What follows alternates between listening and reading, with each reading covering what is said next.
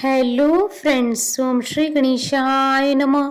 जय श्री कृष्ण। आप सभी का स्वागत है आपके अपने यूट्यूब चैनल पर। फ्रेंड्स, आज हम आपको इस वीडियो में बताने जा रहे हैं श्रावण मास की शुक्ल पक्ष की श्रावण पुत्रदा एकादशी व्रत की पौराणिक व्रत कथा, पूजा विधि, शुभ मुहूर्त, महत्व और श्रावण पुत्रदा एकादशी व्रत के दिन किए जाने वाले उपायों के बारे में।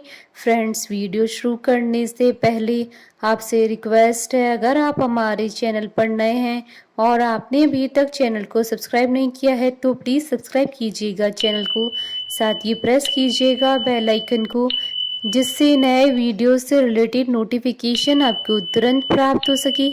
और वीडियो पसंद आने पर वीडियो को लाइक और शेयर जरूर कीजिएगा ताकि सभी भक्तों को इस वीडियो का लाभ प्राप्त हो सके।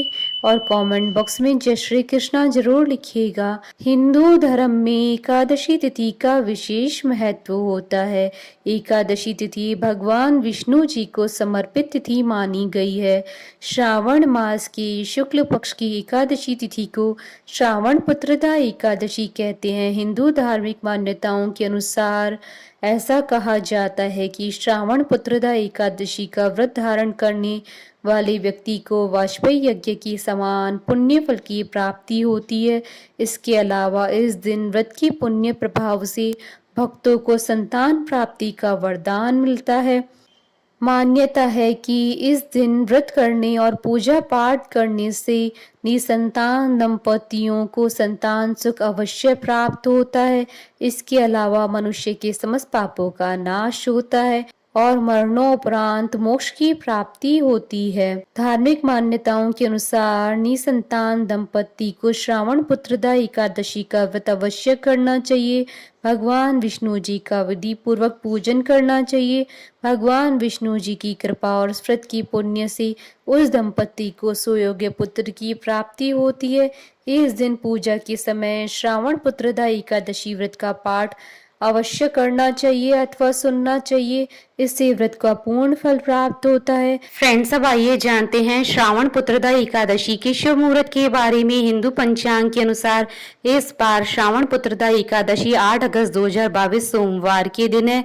श्रावण शुक्ल एकादशी तिथि प्रारंभ होगी 7 अगस्त 2022 को रात्रि 11:50 पर और श्रावण शुक्ल पुत्रदा एकादशी का समापन होगा 8 अगस्त 2022 को रात्रि 9 बजे।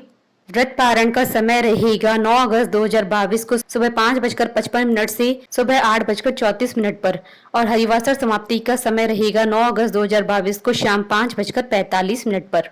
फ्रेंड्स, अब आइए जानते हैं श्रावण पुत्रदा एकादशी व्रत की पूजन विधि के बारे में। श्रावण पुत्रदा एकादशी के दिन सुबह स्नान आदि कर पूजा स्थल पर बैठे पूजा वेदी पर भगवान विष्णु जी की मूर्ति स्थापित कर उनका गंगा जल से अभिषेक करें। अब धूप दीप अगरबत्ती जलाकर आरती करें। भगवान विष्णु जी को प्रणाम करें। पूजा में तुलसी, ऋतुफल और तिल का प्रयोग करें। भगवान विष्णु जी को उनकी प्रिय चीजें चढ़ाएं तथा मिष्ठान का भोग लगाएं। भगवान विष्णु जी के मंत्रों का जाप करें। इस दिन विष्णु सहस्त्र नाम का पाठ करने से भगवान विष्णु जी की विशेष कृपा प्राप्त होती है। व्रत के दिन निराहार रहें और शाम में पूजा के बाद चाहें तो फल ग्रहण कर सकते हैं। एकादशी के दिन रात्रि जागरण करने का बड़ा महत्व है। जागरण में भजन कीर्तन करें। द्वादशी तिथि को ब्राह्मण भोजन करवाने के बाद ही उन्हें दान दक्षिणा दें। अंत में स्वयं भोजन करें। फ्रेंड्स, अब आइए जानते हैं श्रावण पुत्रदा एकादशी के दिन किए जाने वाले उपायों के बारे में। पीपल को कलयुग में भगवान विष्णु जी का रूप माना गया है। अगर आप एकादशी के दिन पीपल की पूजा करें, जल पुष्प अक्षत वगैरह अर्पित करें और दीपक जलाएं तो भगवान बहुत प्रसन्न होते हैं। चूंकि पुत्रदा एकादशी संतान प्राप्ति की इच्छा के लिए की जाती है, ऐसे में इस दिन उपाय करने से संतान के जीवन में आने वाले तमाम कष्टों का निवारण होता है। लड्डू गोपाल भगवान कृष्ण का बाल स्वरूप है। मान्यता है कि यदि पुत्रदा एकादशी के दिन लड्डू गोपाल की पूजा की जाए और उन्हें पंचामृत और तुलसी अर्पित की जाए तो वे प्रसन्न होते हैं और निसंतान दंपति को पुत्र की प्राप्ति होती है। साथ ही पुत्र को यदि कोई समस्या हो तो उसके समाधान हो जाते हैं।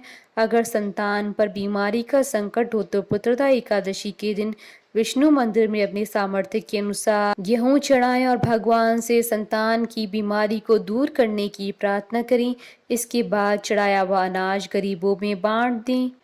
फ्रेंड्स, अब आइए प्रारंभ करें श्रावण पुत्रदा एकादशी की व्रत कथा।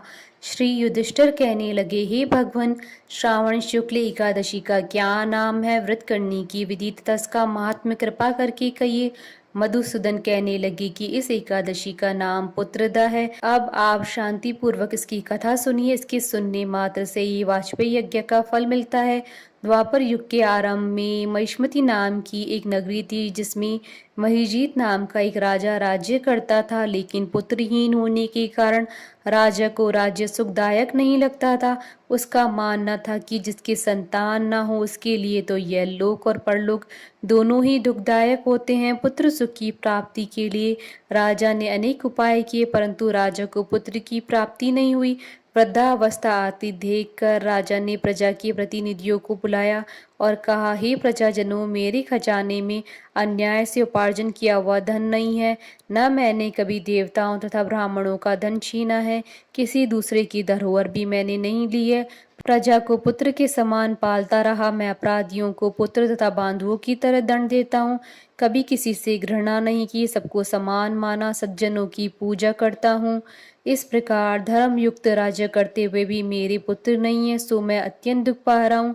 इसका क्या कारण है? राजा महीजीत की इस बात को विचारने के लिए मंत्री तथा प्रजा के प्रतिनिधि वन को गए। वहां बड़े बड़े ऋषि मुनियों के दर्शन किए। राजा की उत्तम कामना की पूर्ति के लिए किसी श्रेष्ठ तपस्वी मुनि को देखते फिरते रहे। एक आश्रम में उन्होंने एक अत्यंत वयोवृद्ध धर्म के ज्ञाता, बड़े तपस्वी, परमात्मा में मन लगाए हुए, निराहार, जितेंद्रिय, जितात्मा, जित क्रोध, सनातन धर्म की गूढ़ तत्वों को जानने वाले समस्त शास्त्रों की ज्ञाता महात्मा लोमेश मुनि को देखा, जिनका कल्प के व्यतीत होने पर एक रोम गिरता था।